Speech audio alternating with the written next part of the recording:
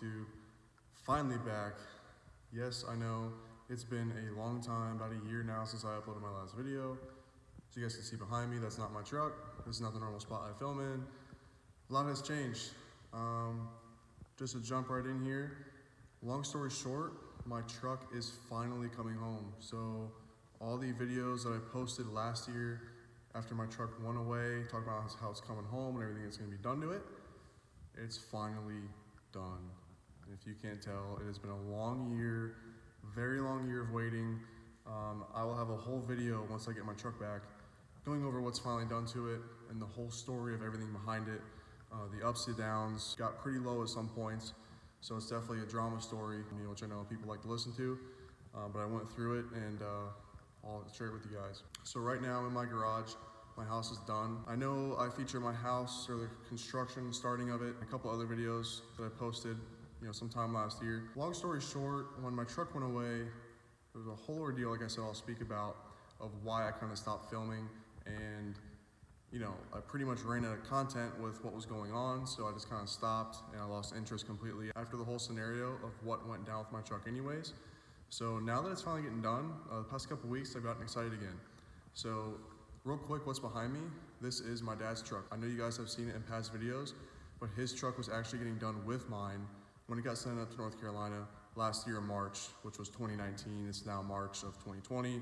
It's been a whole year. So he also was mixed up in the misfortune of what happened, but he did come out on top, which I just want to give you guys a quick update of what happened to his truck. So I'm gonna give you guys a little rundown, show you what he had done to his. And the reason I'm back now after being gone for a year is tomorrow, this is going back to North Carolina. So yes, it's going back up there. Not to the same guy I sent it to originally. It's going to Carolina Diesel Trucks. I can't pronounce the town that they're in, but they're in North Carolina. It starts with an F and the V, like Farraguay or something. But anyways, I'll go over why it's going there. I want to do a quick video of what has been done to it now before we take that trip tomorrow, which I'll bring you guys along with. And when I go up there to drop this off, I'm picking mine up. So it's going to be a lot of cool content. Right now I'm going to show you guys what's done to this. You're going to see mine in the next video or a video after that roughly. So it's going to be fun. So like I said, a lot's changed. Let's go over this truck here. Like I said, tomorrow, heading up there, bringing my truck back. Finally done, finally right. And the shop that has the truck now did a good job, an amazing job actually. Coming through, as well as the last shop. They got a new owner that decided to step up and help me out, who is an awesome guy, which like I said, whole story on. It's so hard to not dig into it right now, you guys have no idea. I want to give props to people that deserve it, as well as discuss, the, I guess you could say, drama side of it, of what went down. So I'll get into that. I know I've been rambling here for a second. Let's jump into this beast right here. Quick disclaimer, this is filmed on my iPhone. It's been so long since I've used my camera. All the batteries are dead. I couldn't wait for them to charge. It's pretty late at night. Heading out in the morning, so I had to get this filmed real quick, which is on the iPhone. So we'll see how this looks compared to the camera. All the future videos after this, I'm hoping will be on the camera as long as I can get it charged up for tomorrow. Anyways, this is my dad's 2016 LML. As you guys can see on my last post on Instagram, I posted that I had a compound kit on my truck, which pretty much no one ever saw or knew about, which is part of the whole story that you guys will see here in a video soon. But essentially, my dad had a compound kit put on this as well. I'll pop the hood here, show you guys what's done, go over a quick little mod list. See, I also put the Denali dash in my dad's truck, so it does not have the Chevrolet dash. It has a full LED display like the Denalis do, which is beautiful. 2 gauges up there. We got boost and EGTs.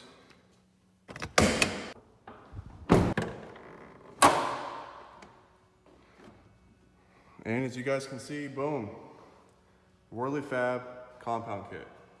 So this is a kit that most people don't have. So just to quickly point out, as you guys can see, we have S480 over here, coolant tank. We have the coolant cross over here. We have a Fleece Cheetah 63mm turbo in the valley. We also have a Waggler street intake, which is why this turbo is sitting so high, which I'll explain in a second. My dad wanted to retain the VGT turbo in the valley just like I did. Of course, quick spool.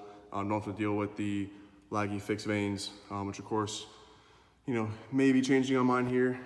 You guys will see soon. He has all the piping. He has a built trans. Beautiful kit.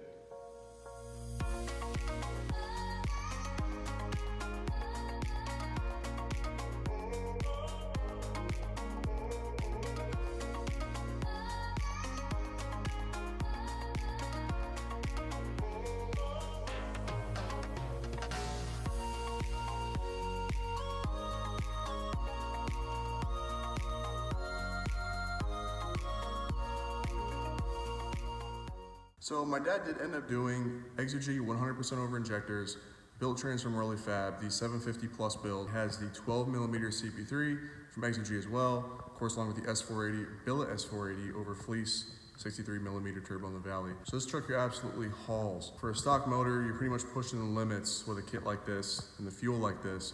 And this is something that, you know, he's had a lot of fun with so far. His truck has been done and back for a while, where mine hasn't. Pretty much as soon as he got his back, I had mine back already. I saw how bad mine ran compared to how good his ran. So I said, you know what? I'm sending it back to CDT who finished this truck here, and I'm gonna have them make it right for me. So of course, like I said, I'm not gonna hold out on you guys too long. I will make the video as soon as my truck gets back, which I'll be back in roughly 48 hours with it here. So I'll be recording as soon as I get it back, of course, a bunch of content. So I've been waiting to get it back to record for you guys a bunch of cool stuff. And you know, there were some other builds mentioned in other videos last year, which are also underway and are this close to being done. Another turbo truck. This truck here is going back to CDT for a Wagler Street Fighter built Duramax. So essentially, when this truck comes back from CDT, which they should have the motor beginning of next week, they said about 3 to 4 weeks turnaround time. Well, it may take a little longer with that. You never know how things go, you know, with swapping motors and everything. I'm sure they'll run into maybe some unforeseen things. You never know. But long story short, it should be a pretty quick turnaround. This thing will come back nasty, you know, 1,000 horsepower Duramax, and of course it's beautiful as well, right? So it's not just a built Duramax. It's going to be also show as well. It's absolutely going to haul ass. So just to look at this kit in here, I'm going to turn the camera back around, explain a couple things with it, so you guys kind of know what makes this kit a little bit different. So this kit here, essentially, you know, you're pretty standard with your location of the S480, your coolant tank. None of that is different from WCfab. The main thing that's different is right here is where all the magic happens, where all your pressure comes into your Valley charger here. Essentially, this charger, normally on a compound truck, your stock turbo or your stock rebuilt turbo, you know, whether you go with a Danville, Fleece, you know, Dan's Diesel Performance, the multiple drop-in turbos you can put in these trucks, they're a lot lower. So they don't normally sit, you know, when you're looking at this level, you can't normally see the actual compressor housing on these Valley turbos, unless it's a fixed vane. Let's see if I can get a good angle of it. But essentially, you guys can see the Wagler intake. So normally, the Wagler intake does not work with one of these VGT turbos in the Valley. Normally, you have to go fixed vane. So essentially, WCfab was able to mock up a kit that worked with this turbo in the Valley and also worked with Wagler's intake right down there. So essentially, this makes this a kit that isn't your normal off-the-shelf kit. WCfab did have to custom make it. When this was ordered, as you can see, your charge pipe here from your atmosphere charger to your Valley charger is a lot closer to your piping running from the intercooler down into the intake. So it's a little bit different as far as the plumbing's ran. Your turbo's a little higher in the back, had to space it up higher, almost like the fixed vanes do to fit that intake.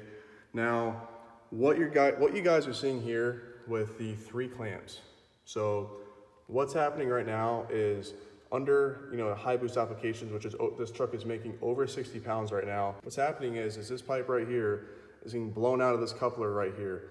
So essentially, another thing that's gonna happen when everything comes out, the whole cab gets lifted, motor comes out, this is gonna go back to WCfab, and they're going to V-band everything on this turbo kit so we don't have any issues with the boots blowing off.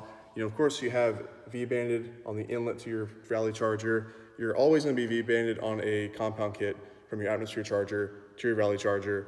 You're V-banded down there by the Wagler intake, but of course, our weak points are the boot connections right here off your Valley charger, your connections down there by the intercooler, as well as the other side, the outlet on the intercooler.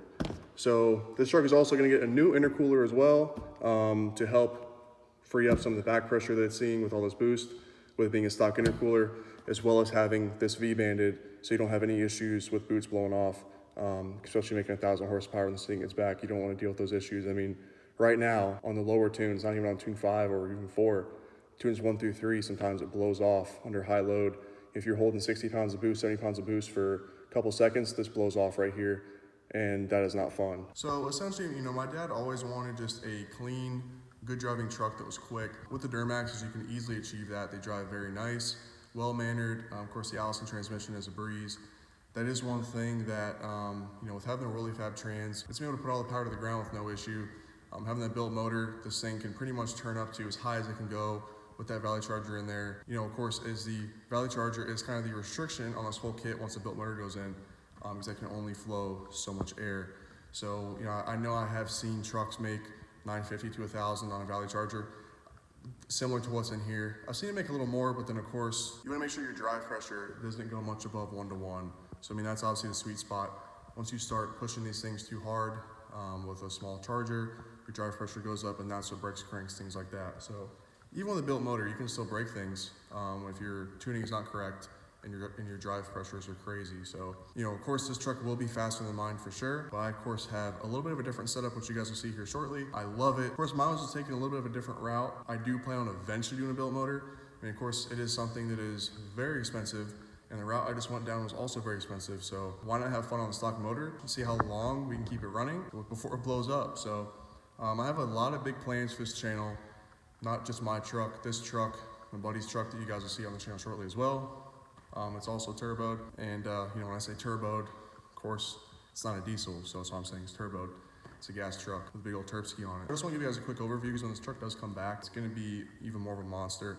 Right now it's a monster, drives amazing, spools quick, super fun to drive. I know this is kind of a boring video, just trying to jump back into everything here and show you guys what's been done to this. You guys will see mine here shortly once I pick it up Saturday morning, and right now is Thursday, pretty late at night. So I'll be driving all day tomorrow from Florida to North Carolina, picking it up on Saturday, driving all the way back home, dropping this truck off, of course, and then I'll start making videos immediately. So I can't wait. That's of course what I started the channel for. So stay tuned, guys. A lot is planned, from cars to trucks, gas and diesel. I have a lot of big plans here. I want to show you guys kind of what's been done to the house, show you guys a garage, you know, complete essentially. And as I fill it up and, you know, eventually get a lift in here and everything. But yeah, stay along for the ride, guys. It's gonna be fun. Sorry this is a boring video, me just talking into the camera, but of course I am coming back out of nowhere after being gone for a year. So just want to give you guys a quick little update and wait for that video of me explaining what went down between this truck and my truck, because it's gonna be very interesting. And I can't wait to share that with you guys, because of course it has a very annoying and upsetting beginning, but it ends very well. Of course, as you can see, this is half of it ending well. His truck's been back for months now, complete and driving beautiful. So you guys have a good night, guys. I will get back to you as soon as I can once I get my truck back. Take it easy, guys. Have a good night. Catch you next time. Peace.